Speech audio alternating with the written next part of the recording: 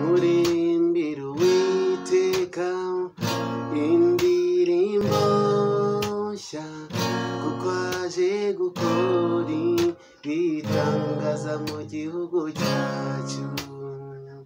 Ikiganza cye cy'iburyo, ukuboko kwe kwera, abizanishije agakiza ku